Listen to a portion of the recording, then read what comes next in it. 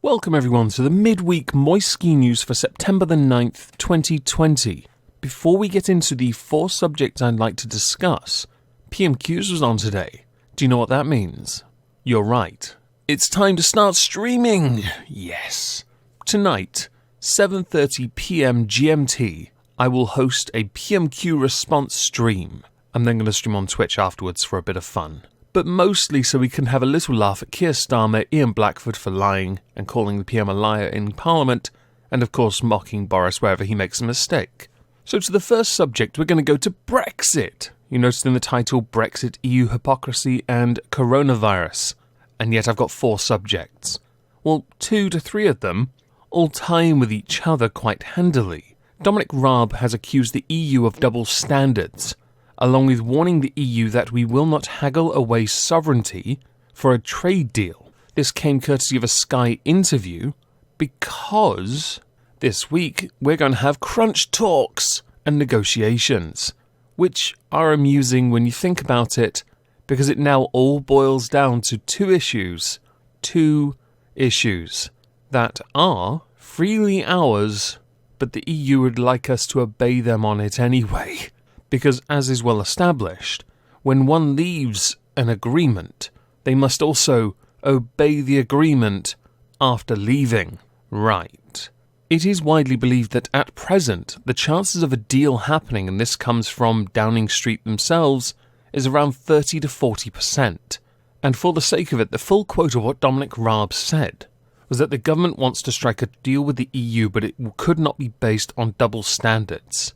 All the UK is asking for is to be treated like any other country in free trade negotiations. No other country would accept being bound by or controlled by the EU rules, which I 100% support. We voted to leave, that doesn't mean we stay. We voted to leave, it doesn't mean we stay in some aspect. We voted to leave, it doesn't mean we obey their rules no matter how tangible they are, because the EU need fish, yo. Right. It is widely believed that these crunch talks are a moment of reckoning, which handily lead on to Michel Barnier. On September the 16th, Ursula von der Leyen, President of the EU, gave a little speech. During this speech, she indicated that Michel Barnier would be sidelined because she decided to up her power level to 9,000 Karens. To do this, she wants to go round David Frost as well, which makes him look even more powerful when you think about it, and instead of using negotiators for either side, have heads for member states all meet up with Boris to have a discussion. That doesn't sound unbalanced at all, does it? 27 against 1, or was it 26 against 1? At present, the EU blame the UK for the stalemate and the UK blame the EU. In reality, the EU is at fault. They want us to grant them access and preferential treatment to our fishing waters, because to lose such good fishing waters would be monetarily detrimental to the European Union's fishing infrastructure. And by that I mean their ability to utterly fleece a region freely, without consequence. The other being the fair play rules, and quite frankly, I'm okay with us undercutting you because, again, we are not members.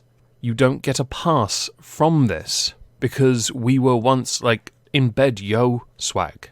It should be noted now, though, since Barnier did arrive here for crunch talks, this clearly didn't go to plan. But it is quite interesting when you consider there were a number of MEPs, Swedish ones no less, that did speak up in European Parliament at their lack of faith when it came to Barnier's handling of negotiations, because understandably they want what is best for them. Sadly, what is best for them is us remaining, and that's not going to happen. So their best option now is us leaving, but us obeying them, which is also not going to happen. So the only option left is to blame Barnier, who, to be honest, has done everything right. He really has. He's done what was best for the European Union, and he's now up against somebody who won't blink. The next thing I want to talk about that does also concern Brexit is that Boris Johnson is reportedly drawing up new legislation with its intent being to override the Brexit withdrawal agreement on Northern Ireland. Now, this is known as the Internal Market Bill. It has yet to be released, so we don't know the full details of it. It is expected to eliminate legal forces of parts of the withdrawal agreement in areas including Northern Ireland customs and state aid. Because of this, it could undermine the agreement on Northern Ireland, an agreement that was signed by the Prime Minister last October to avoid a return to a hard border with the Irish Republic.